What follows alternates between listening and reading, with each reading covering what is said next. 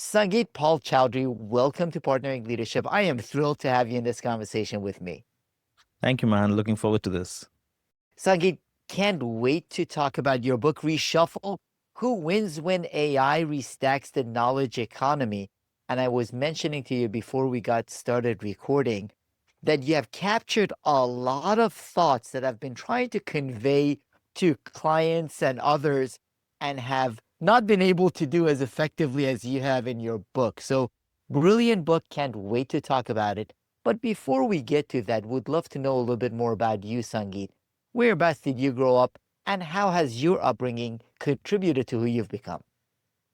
Absolutely. So thank you for the kind words about the book. So I grew up in the eastern part of India in what was a factory town. So very much a town that was made to house the people who were working in what was then the largest steel plant in Asia. And it was from those perspectives fairly homogeneous in the sense that everybody's dad did the same thing. And so everybody's dad wanted their sons to be the same thing. But having said that, I figured fairly early on in my life that I like to see things visually. While I was good at math, I wanted to see things visually. And I like to understand things visually. It was not called systems thinking, and it was not called all of those fancy things at that point in time, but that's really how I like to see things. So if I had to understand anything, I would map out that domain, how I saw the concepts interconnect, and that's how I learned. So I've never been somebody who learned in class. I could not absorb. I'm not somebody who absorbs while listening to people. I'm somebody who absorbs by mapping things out and making sense of a domain. And then once I've mapped that in my head, I can go really deep in a domain. And I think I essentially realized that's something I really enjoy doing and then structured my career around that key ability. So that's really where I come from. That's a wonderful way of describing it. And now I can see why you're able to map and see patterns that many people can't, including your books on platforms, understanding the power of platforms and how they were influencing our future. So that level of depth and understanding and being able to remove yourself from the daily technology and daily ongoings is essential. And you have been able to do that in Reshuffle, Sangeet. You move beyond talking about AI as its impact on workflows by itself or as a productivity tool.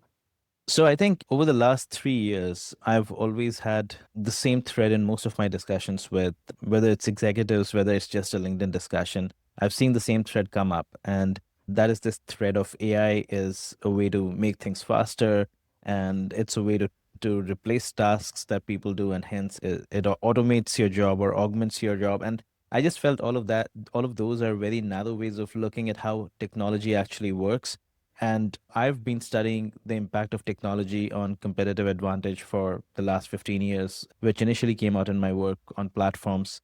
And that's clearly this view of thinking about the impact of technology at individual task level is clearly not the way I see the effects of technology. And so I wanted to argue that out, but I wanted to have a clear thesis that people could align around, because you can always say it's not this, it's this. But then if people don't understand the entire thesis, they're going to try to retrofit what you're saying into their existing mental model. So in order for them to understand your argument, you have to reframe the mental model itself. And that's really why I felt that this needed a book. I don't think a lot of things need books. A lot of things can just be blog posts, but I think this needed a book to really show every part of the mental model. And that's really what got me into writing this. And that mental model is something that many struggle with. Initially, when I started talking about AI, and AJ Agrawal's prediction machines started me in this process, and Right. Paul Daugherty has an outstanding book, Human and Machine. So I understood some aspects of it, but I found a lot of times leaders go down to how can we use AI within our current workflows. And an argument that you make is that is the wrong approach. Yeah, and I think it would be the right answer if you assume something very significant, which is that AI is only going to change things in your workflows and everything else remains the same. The reason your organization exists, the basis on which it differentiates itself and competes, its identity is all going to be the same. None of it is going to be affected. My point is that the impact of AI plays out at every level. It changes the basis on which firms differentiate themselves because previous forms of differentiation may go away.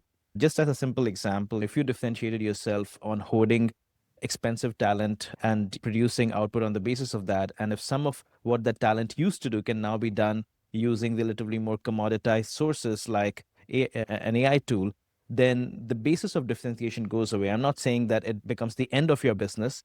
It becomes an opportunity to reimagine your business around the new basis of differentiation, which means that if we assume that AI is going to change the basis of differentiation, and hence how companies compete, it is going to change what your identity as a company is. With that, it is going to change what kinds of internal capabilities you'll value because the capabilities with which you play this new game are going to be different from the previous capabilities. And so, if your competitors are doing all of that, and you are meanwhile just speeding up your workflows, you're clearly stuck in getting really good at playing a game that no longer matters. And so, that's my key point. If you believe that in your industry, none of those things are going to happen, everything's going to be static, go right ahead and speed up your workflows. But if you believe that there's a possibility that all of that might happen, then you'll be stuck playing the wrong game.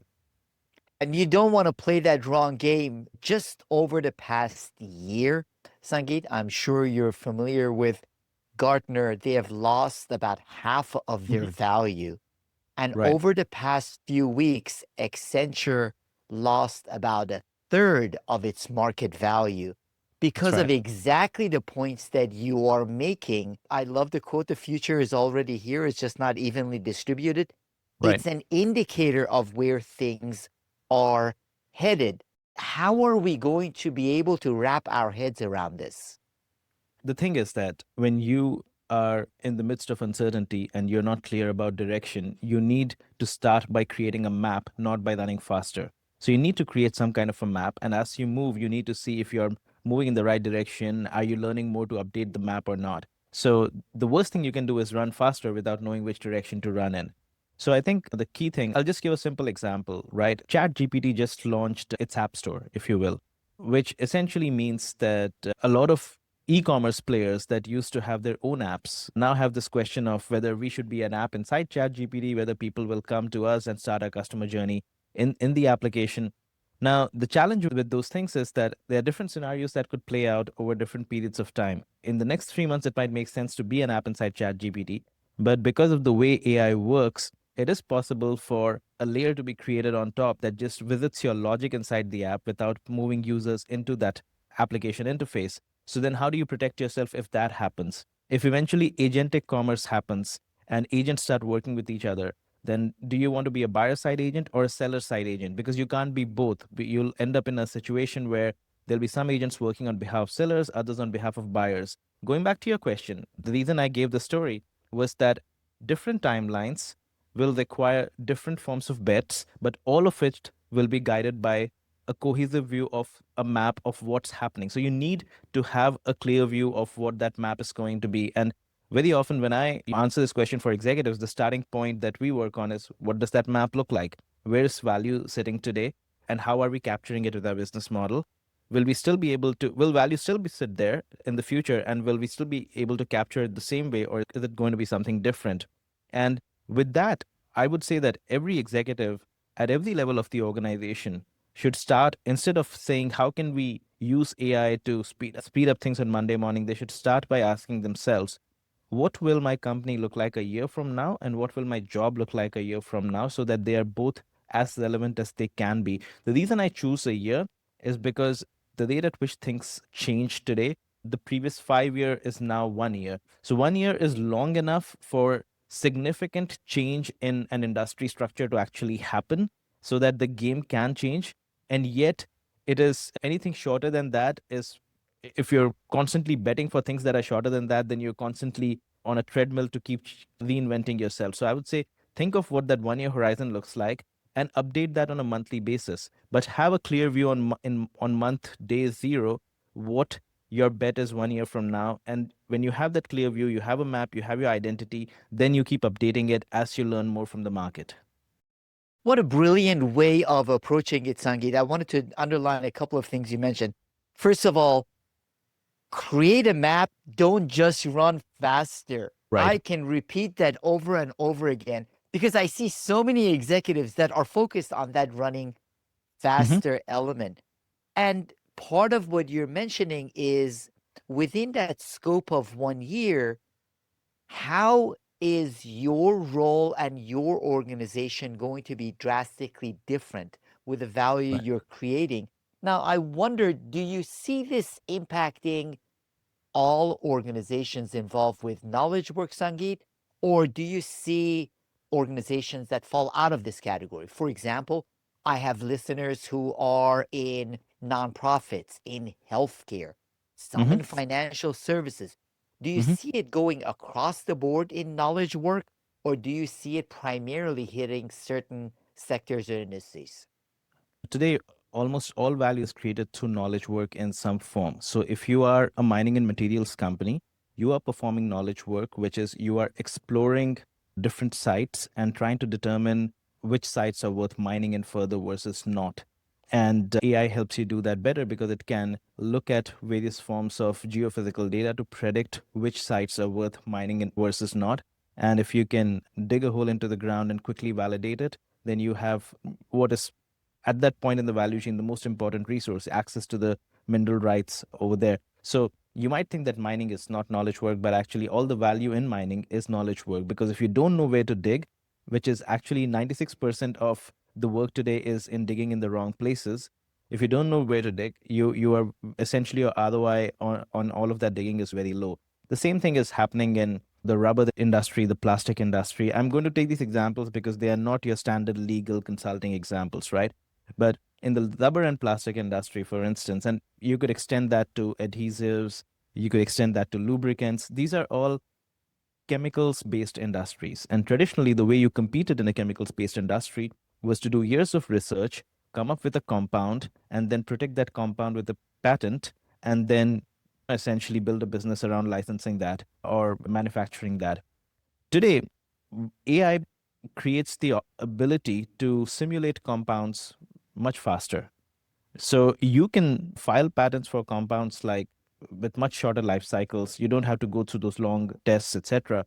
But because it does that, it also makes verification of the compound towards the end application more important, because rubber on a tire is different from rubber on a kid's toy. And so you need to verify based on the end use case. And today it's not just the use case, it's also considerations of sustainability, etc.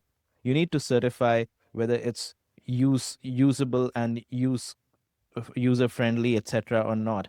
And in these industries, I believe the value is going to shift from just compounding to actually verifying that and creating that ability to being the certifiers that the whole industry can start trusting on. So these are just some simple examples of where value is shifting. And from that perspective, if you think of that, knowledge work exists everywhere. There are companies that rely on research and development, whether it's pharmaceuticals or rubber, where the R&D involves knowledge work. Healthcare, financial services, the actual customer journey and the purchase decision involves knowledge work. And also the value chain at every point, knowledge work is involved. And with AI, none of those points are immune to this kind of value migration. Therefore, it is going to impact, as you mentioned, and I love the couple of examples that you use because they are not types of industries or organizations people would necessarily think of knowledge work impacting. It's going to impact all organizations. Now, what I wonder though, does that make this transformation different than the previous digital transformations we've gone through? Because in some instances, people are thinking about when mobile technology was introduced or the Hmm. internet and using similar examples. Yeah. In what ways do you see this transformation being different than those previous ones? Yeah, so I think it's very important to know what was the structural impact of a transformation. So we could call all of these technologies, but which aspect of industry and market structure were they impacting? So if you think of internet and mobile in themselves, the key aspect that they were impacting was channel costs. right? So channel cost both in terms of distribution, but also in terms of the ability to plug into business as a partner, as a co-creator, whether it's an Instagram co-creator or whether it's the way procurement systems have changed since then because of open marketplaces. So the primary market structure that was changing in those two cases was the ability to connect. But if you look at what happened with sensors coming in, with social data being generated, so essentially, whether it is the last 15 years of data generation or the current age of AI, those technologies have impacted market and industry structure by making what was previously invisible or inaccessible visible and accessible for the first time. So we can't really club those with the internet and mobile in themselves. They've affected different aspects of it. And I talk about it in Reshuffle that if you look at all the technological shifts in the last 15 to 25 years, you can group them into connectivity based shifts, you can modularity based shifts. Cloud computing allowed everything to become as a service, for instance, and AI allows knowledge work to become as a service as well, or domain representation based shifts. So once you put sensors in a factory, you can now start seeing how machines are performing or how the process is performing. And similarly, if you upload all the documents of your enterprise into an LLM and train it properly, you can start seeing a representation of your institutional knowledge on the basis of which you can make better decisions. So it's really changing with AI is it's dramatically increasing the frontier of what can be made visible and actionable, and also how you can synthesize that towards action. And in the past, this applied a lot more to structured information. If you had a sensor streaming information in some form, or if you had people entering a form and entering structured information into a database, all of that could be made visible. But now AI can take unstructured information, your Zoom calls, your voice notes, and extract structure from that. So I think that's the key shift that's happening, apart from the fact that the rate at which all of that knowledge can be synthesized towards making superior decisions and even execution inside workflows, that's improving. And I think we focus too much on the latter because we can see agentic AI, everything is going to be automated, but it's a combination of all these three things that AI is bringing to the table. So these are going to impact how leaders will need to view their roles and leading their organizations. You say that it's critical for leaders to shift their mindset from controlling assets to orchestrating, and therefore there needs to be more autonomy for individuals within the organization. I think there are two aspects to that. The first aspect is think about what's wrong with an organization today or what ails an organization today. And very often, what ails an organization is that there's a coordination tax in the organization. What I mean by that is every team is really good at getting work done within the team, but then when they have to share knowledge across the organization, the only way to do that today is to do documentation or to sit inside meetings. And all of that puts a tax on productivity. And AI is a really compelling technology, particularly the ability to convert unstructured information into structured, synthesized knowledge. It's a very compelling technology to solve that coordination problem. So, both the documentation of things, the ability to create that much faster, and the ability to serve insights into the right workflow to the right person at the right time. So, I believe that all of this talk about an autonomous organization where agents and robots are going to do everything does not really makes a lot of sense to me. What I believe is the bigger opportunity is the coordinated organization where everybody can work off a common institutional brain. They're the single brain that understands what is the state of work, what is all the knowledge stored in people's heads. It's all being trained on that continuously. So that is one effect. But the second piece I would say, and I talk a lot about this first effect in the book, but the second effect that I would say, which I've begun to believe in increasingly, especially through conversations I've had even after the book came out, is that we are, whether it's AI or not, we are in an age where we need to not just do sensing, but we need to do sense making in the sense, what is what is happening in the industry? What are the types of new players that are coming up? Which ones are going to win versus not? How is the basis of competition or differentiation changing? This is not something, this used to be the job of a strategy team and the CEO, but I believe that going forward, this is something that everybody should be thinking about at every level. So the most effective way to build an organization is to allow everyone to create a view on where's the organization headed and where's their job headed, the 1 year question that I talked about, and peter that across the organization. So what I mean is that if you're a team leader, you should be thinking about it. But instead of going back and telling people how to use AI in the team, ask all of them to think about it as well and come back with their answers. And through that, evolve your identity as a team, help them evolve their identity as a job. And that is where I believe the importance of agency comes in, agency and autonomy comes in, not so much in not telling people what to do and letting them do what they want to do, but helping people evolve their understanding of what their job should be and what their team should be and what the organization should be, and through that build that collective understanding. And we've not necessarily thought of these things as important in the past. We've thought of these things as relatively fuzzy, but the rate at which things will change will accelerate, whether it's Gen AI and LLMs, whether it's something else.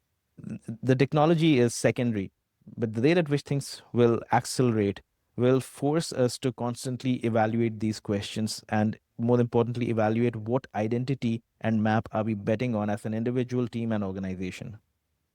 The argument that you're making, Sangeet, makes sense to me.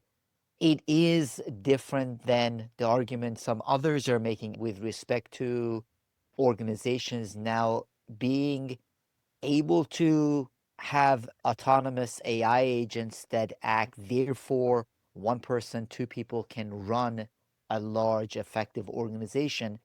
To that end, in trying to understand your perspective a little bit more, Yuval Noah Harari, he's talking about the social aspects of it, not organizational. But I want to use that analogy to help understand your point better. He says that one of the reasons communism wasn't able to survive is that the central authorities weren't able to have all the data, all the information on farming, what's working, what's not, so on and so forth, and coordinate accordingly. Now, with AI, they would be able to do that. So, one central power would be able to coordinate and, Sure. in some instances, even take out the humans from the loop. Help me understand, you're seeing AI enabling more agency among the individuals. Some are seeing AI as actually taking that agency away and centralizing power even more. So I'm not saying that I'm seeing AI enabling agency among individuals. I'm saying that if you want to survive in an environment of dramatic uncertainty, the way to do that is to empower everyone to sense make what is happening and collectively evolve as an organization. Having said that, what there are many different structures through which AI can be deployed. One of the most obvious structures is to essentially have the algorithm be the boss. And we've seen that with an example like an Uber or a Deliveroo, where it's essentially the algorithm directing the people on the network. So there are people operating above the algorithm and designing it, and there are people operating below the algorithm who have absolutely no agency. And I talk about this at length because today, relatively more sophisticated knowledge work like paid advertising, purchasing of paid advertising for on platforms like Meta and Google. A lot of these things used to rely on human agency, but a lot of that is being absorbed by the algorithms. So the extent to which human agency determines advertising effectiveness is going down over time. And that's a classic example of something moving from above the algorithm to below the algorithm as the algorithm learns. We've seen this with a company like Shane as well, which I believe is a really interesting prototype of future organizations because the more Shane learns, Shane is a fashion company. So it captures trends from social media, runs a very small production run based on that trend, and then tests it in the market. And because it's performing so many tests on an ongoing basis, it knows more about what will work in the market than any individual designer. So the designer has been moved from above the algorithm to below the algorithm. Now they focus on very small tasks, whereas the design logic is owned by the algorithm. So we will very clearly see opportunities like that as well. And there will be parts of the value chain where that will be the right way to create organizations at scale, simply because in those parts of the value chain, algorithms will do sense making better than individuals. So I think that's going to be there as well. My point is that the reason agency going up or going down, the reason for that is not going to be so much concentration of data. If I go back to Harari's analogy, it assumes that central planning is the right way to do things. And it assumes that the assumptions within which the data will be interpreted are going to be constant. So the only thing communism didn't have, in a world where there was relatively less change and hence the assumptions were constant, was lack of data. But today, alongside abundance of data and information, we're also seeing abundance of assumptions changing. So this goes back to my point. Where does value sit? What should we be in the future? When those assumptions start changing, central planning fails. And so I don't really see communism working in today's age just because it has access to more data. That's a brilliant point about the need for the individual sense making and the individual judgment. Hmm. That in many organizations, Sangeet, you've seen it over the years and still is the case. We remove the judgment and the sense making from the individual and have them operate in a role that a robot could operate in. So, Sure. therefore, it requires a shift in the way the individual views their role within the organization and the organization views the individuals contributing to the organization. Yeah, absolutely. And I think the reason we did that was because we went through 30 to 40 years of post war stability where the way, especially in the 80s and 90s, the way you could maximize value from a company was through productivity and efficiency. And in that period, the rules of the game, so to say, were very static. How you work as a company was very well defined. What you were playing for was well defined. And so it did not make sense for companies as players to give too much agency to individuals because the rules were defined. But when the rules are no longer defined and things keep changing often, and when I say things change often, there are many manifestations of that, right? The nature of competition changes. Yesterday, you were a car manufacturer. Today, you also have to be in battery technology, and you have to be in AI, and you have to be in connectivity. And the rules change because the game is changing. It's a fundamentally new game on a new playing field. And because of that, you can't just rely on telling people, here's how to play the game, and it's going to be fixed, and that's what we're going to do. So I just think that we're in this period of 3 to 4 years where there's so much change happening. But at the same time, one thing I will say is that the cycle of narrative and hype always outpaces the cycle of technology, which in turn outpaces the cycle of organizational change.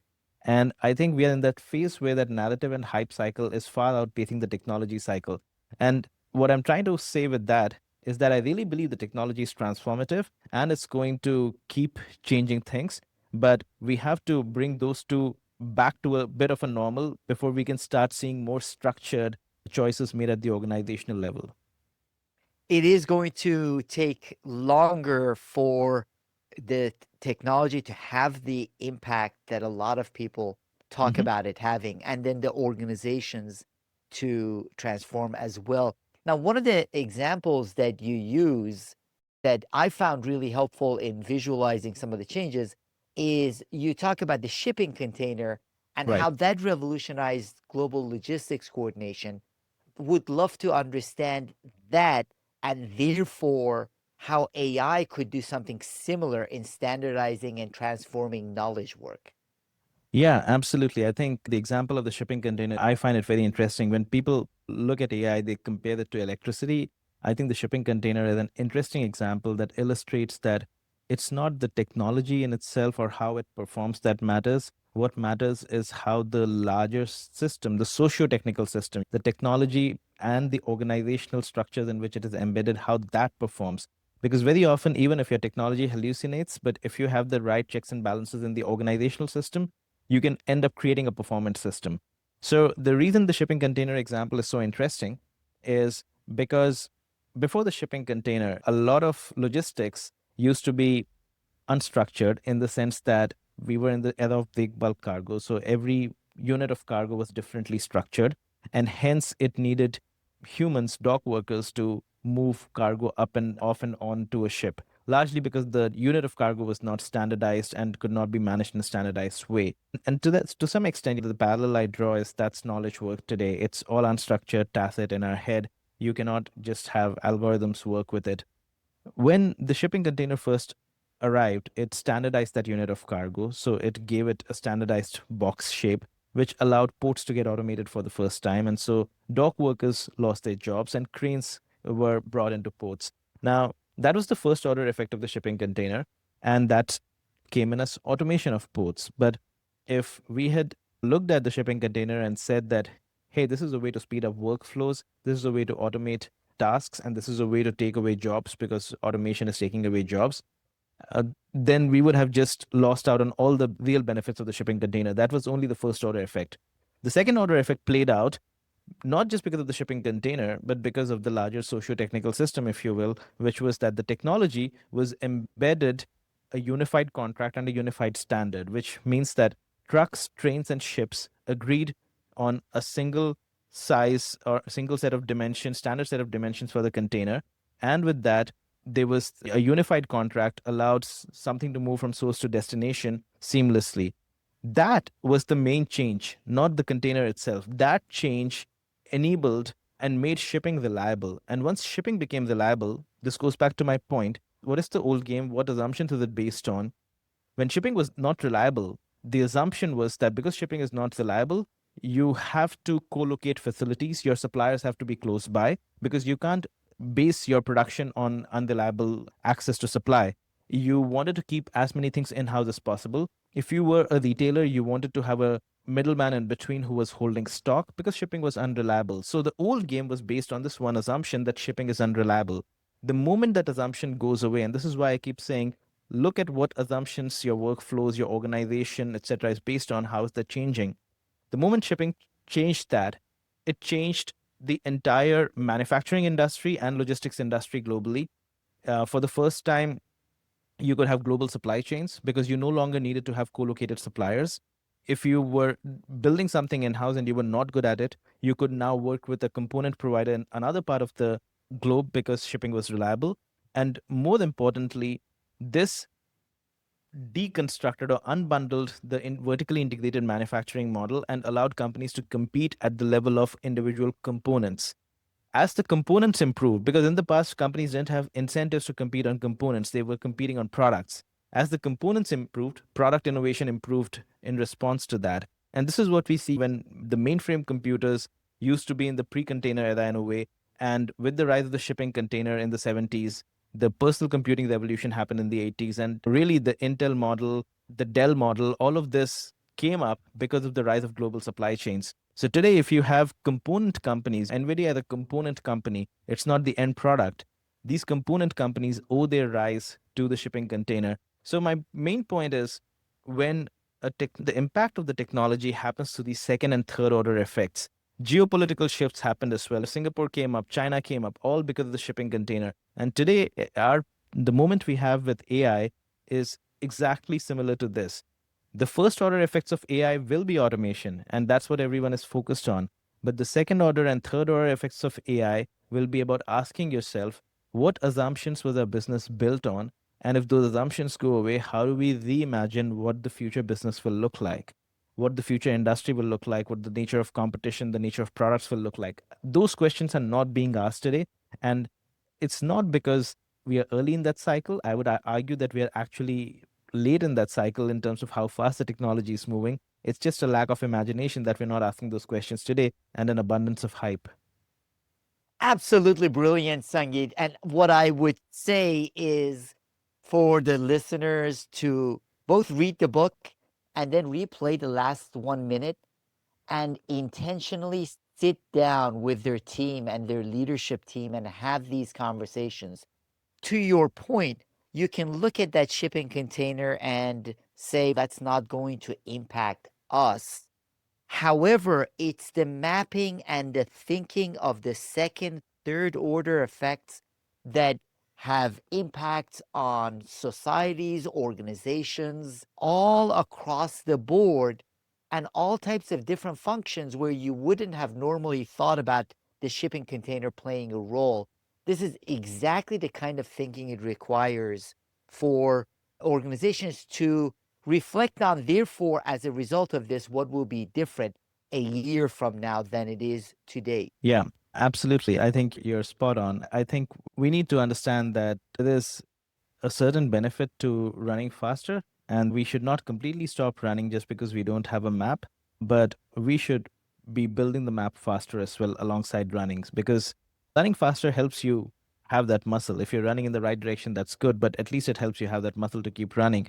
But you need to have that map as soon as possible. The more important thing is to have the map, not to have a perfect map. It's impossible to have a perfect map, but have a map, have a set of bets, have a set of scenarios in terms of what horizon and what investment works for you, and then keep updating that map, not in annual planning cycles, but every day and at least at a monthly basis.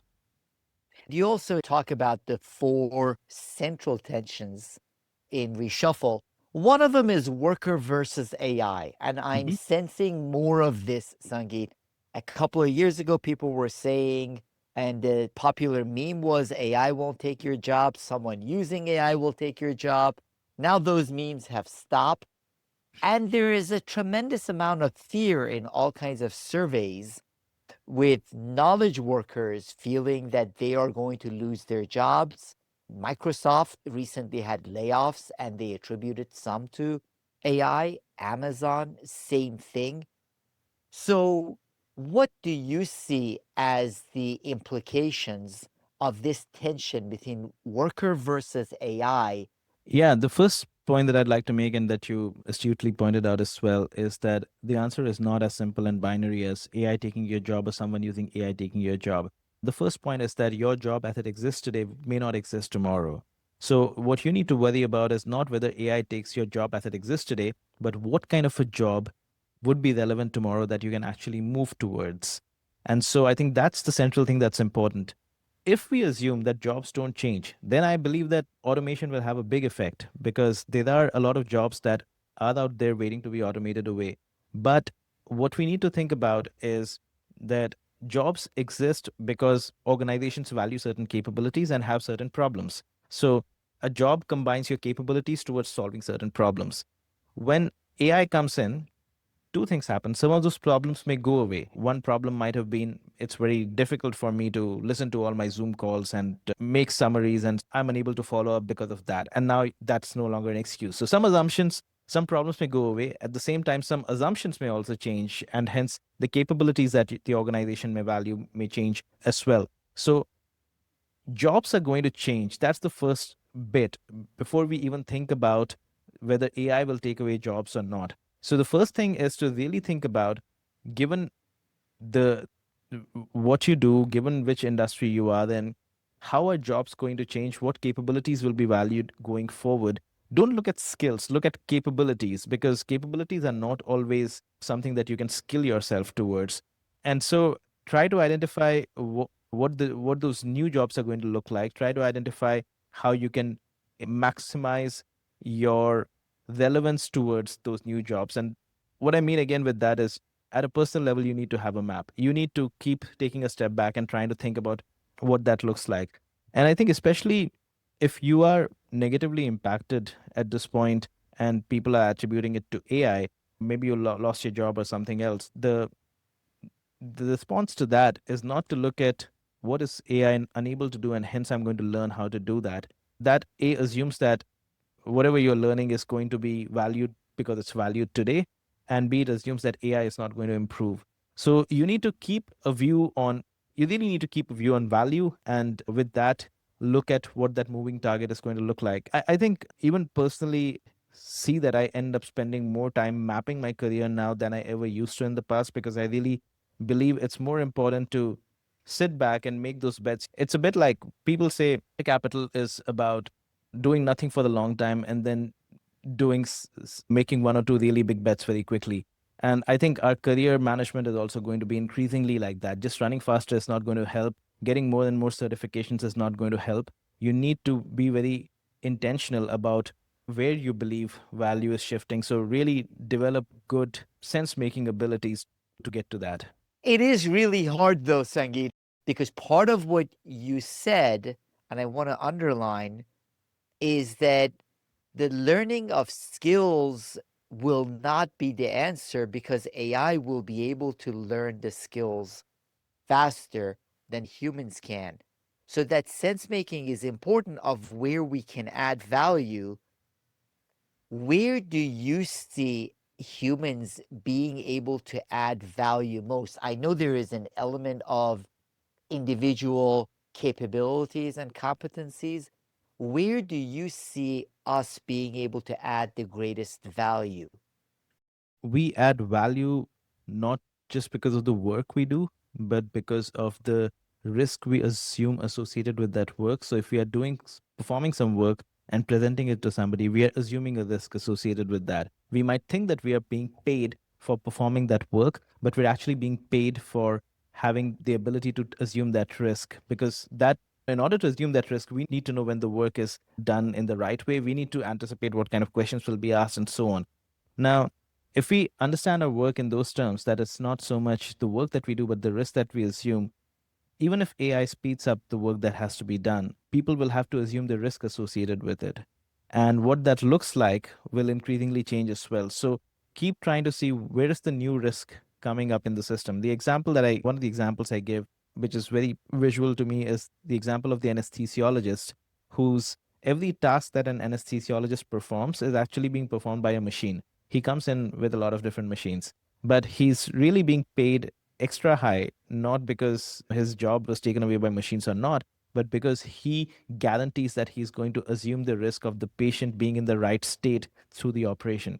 And so that's a very visual and visceral example, but every job has some assumption of risk. The other thing is that when, technology changes how things work, there are always new breakdowns and coordination challenges that happen because of that.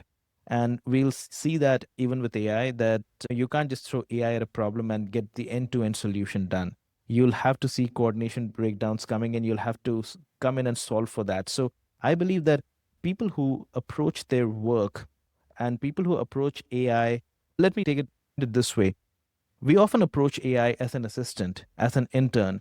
We ask it to do work for us. There are two other ways to think about approaching AI, which I believe are more important, because the assumption with an assistant or an intern is that whatever output comes out of it, you'll revise it and you'll eventually get to the right thing. But I think it misses some important aspects about how we actually work.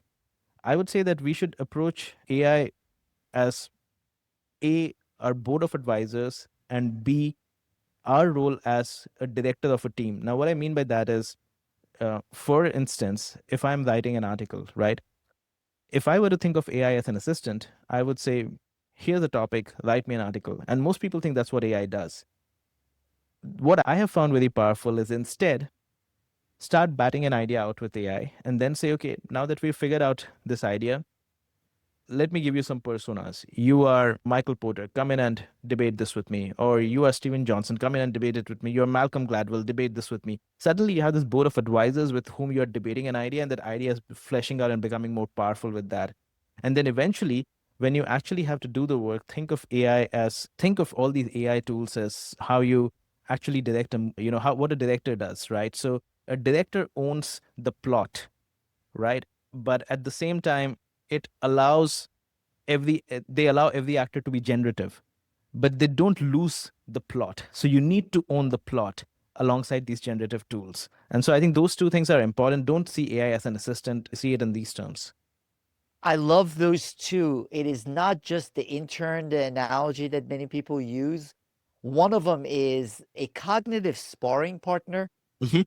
And then the second one, which lends itself to the potential of AI agents, you are a director of a group of AIs delivering value, but you are the one that owns that risk at the end with a great analogy that you gave, and you are the one that owns that outcome. Those are powerful ways of looking at the potential of AI.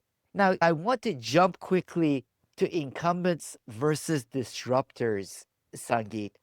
What do you see as barriers that legacy organizations have in being able to disrupt themselves with the technology? I think that challenge is independent of AI, as most people would agree. I think there are broadly three categories of challenges, if you will. There's one that is overemphasized, which is the slow moving incumbent. And that is true. Their culture is a problem. Risk taking with new technology is a problem. Incentives are a problem. So that's one factor that prevents legacy companies from moving. A second one that is increasingly important. The first one was important all through. 50 years back, also, it was true.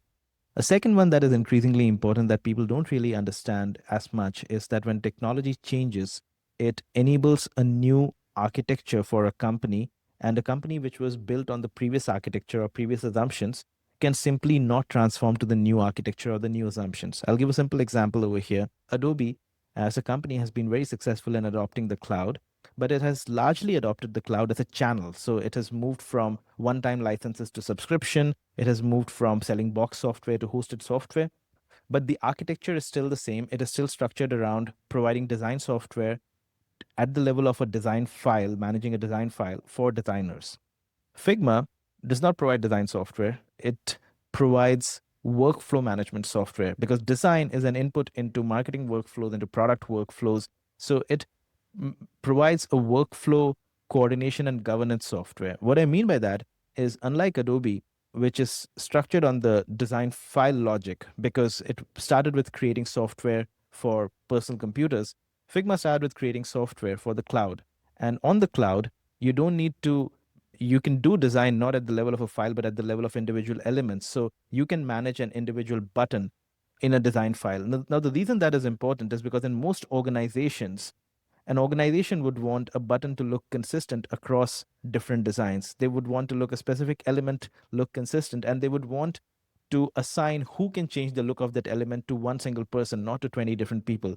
So with the Adobe model, that governance was a problem because every time a new designer started from scratch, they would have to review it. Version control was a problem. All of that goes away with Figma because every single element in the design is managed in a shared library. So even though both of them look like design software, it is impossible for Adobe as the incumbent to become Figma because it's a different architecture, which is a cloud first architecture.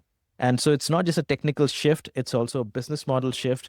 You are no longer serving designers, you're serving the whole workflow. Who pays for it changes because design software is paid by design teams, but a workflow software is potentially a workflow governance software is potentially paid by somebody higher up in the organization. So that architectural inability for an old player to take up the new architecture is another reason incumbents fail, which is not appreciated. Third and final reason incumbents fail very often is because they work on the wrong assumptions in terms of what their business was about. And a simple example is Kodak and Fujifilm, right? So Kodak, when confronted with digital, it stuck to thinking that it was in the business of photos. And even though it saw value shifting in the direction of online photo sharing and so on, its core capabilities were in chemicals and film. And so it could no longer use those capabilities to play the new game. Fujifilm realized that the new game had nothing to do with chemicals, so it went outside and looked for other games where chemicals were still important. So it used its same chemistry capabilities to move into cosmetics, into pharmaceuticals, and so on. So it's another example where incumbents fail because their capabilities no longer apply to the game they used to play, and then they misread where their capabilities should apply. Those are great examples and reasons why incumbents have that challenge. And most especially the last one that you mentioned in a lot of strategic planning. And I was also involved with an organization where we would have these conversations. What your business is about and Mhm. what the value is one of those conversations that is very hard for people within the organization to view differently Right. until it's done differently by others. There is a shared storyline about what the value is, what the business is about, what people are looking for, that is very hard to break out of. So, would love to know, Sangeet, when you are working with organizations or clients, how do you get them to break out of that mindset? I think the way to break people from mindsets is to start with stories, not with theory. You can come back to theory and structure and here's how things work, but you want them to buy into stories. And you need to improve your storytelling progressively because the natural reaction to a story is that does not apply to us. So you need to have a very clear view of who you're talking to, what stories will make sense for them, and what objections are they going to have, and how should you lead them to think about it. I had this experience just this morning. I was working with a client and they said that it was an e commerce company, and they said that all of this talk about a super app is great, but the WeChat logic will never come to Europe because that's a China logic. I said, Europe already has a super app, whether you like it or not. It's called ChatGPT because a super app is not a collection of apps. It's essentially somebody who makes individual apps irrelevant. It becomes the primary interface through which you can get the same work done.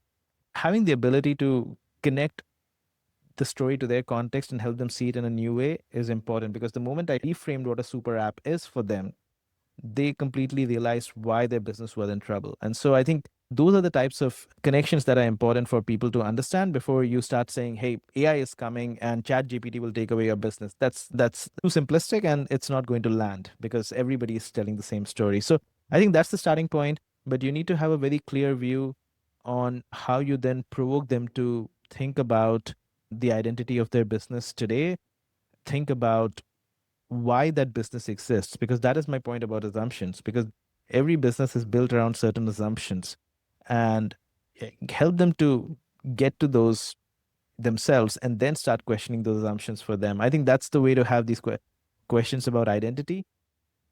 I've seen a lot of those conversations happen over the last 15 years in my work, but I feel that those conversations are only going to increase going forward. We are just in this narrow phase where hype is outpacing everything to such an extent that those conversations are not getting enough oxygen. And I think those conversations are very important.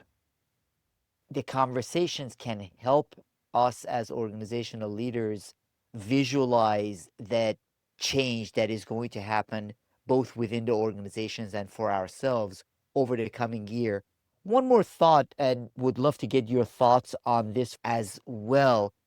From a talent development or reskilling perspective, what do you think it will take to succeed as AI reshuffles knowledge work? I think the main thing is to not just roll out talent development and reskilling programs. I think that would not be a very strategic way to go about it. I believe that talent development and reskilling, whoever manages that L&D director or whatever, should be in the same room with the CEO to really figure out where is our business headed, what are we becoming, what are hence accordingly what capabilities are we going to value versus not, and that should then determine who you hire and how you train talent individually inside your organization. So my experience with talent development has been that there is a fairly um, static view to talent development in terms of skills. And I believe that worked well when knowledge work was only performed by humans. And there was a clear trajectory to knowledge work because if this is valued today, this plus will be valued tomorrow. But if you change the assumption to say this is not going to be valued any longer, then that skill does not have a trajectory anymore. So you have to rethink what will be valuable given how things are changing. So I think that I believe is really important. And apart from that, at some level, we need to have the ability to train people or to encourage people or to challenge people to think about their careers more entrepreneurially. I don't think we've been taught to do that. A lot of people coming out of college assume that there's a structured career ladder. That's not going to be the case going forward. So you have to think about it entrepreneurially because if you are on your own, if you're an entrepreneur, whether you're running a tech startup or you're a freelancer, it doesn't really matter. You're still in the midst of creating your path in real time all the time. And I think that's now no longer just an entrepreneur outside the organization issue, it's everybody's issue. It is an everybody issue and it requires a very different mindset, Sangeet. Now, we touched on the very surface of your book. I think it's an essential read. I absolutely love it, Sangeet. And it reminded me of when I was a kid. We would go to the mall, and for a while, these paintings or images had become popular where you would stare at a painting, it was dots of color, but there was something in there that typically you couldn't see Hmm. until they would tell you there is like a bird in Right. there. All of a sudden, you would see it, and then you couldn't unsee it anymore. One of the reasons I love your book, Reshuffle, is that it has helped me see things that I can no longer unsee. So, absolutely love it. How can the audience, Sangeet, find out more about your book and follow your work as well? No, thank you, Mahan. That is the highest compliment I could have hoped for, because that is exactly what I was hoping to do with this book. Because I myself felt that I had all the pieces, and when I talked about it with people, they were not getting it. So I wanted them to see the whole and then fit their pieces themselves. And I've been amazed by how people go back and apply it to their own lives. And a lot of people have been applying it to their jobs and coming back. And that's has expanded my own perspective of how this applies. So it's been fascinating. So Reshuffle, the book is available on Amazon. You can get the book over there. I write about it every week almost on my newsletter, which is available at platforms.substack.com. And you can also visit reshufflebook.com, which is the website for the book. And my company's website is platformthinkinglabs.com. That's another place you can look for resources. I really appreciate the conversation, Sangeet, on Reshuffle. Who wins when AI restacks the knowledge economy? Thank you so much, Sangeet Paul Choudary. Thank you, Mahan. Really appreciate it.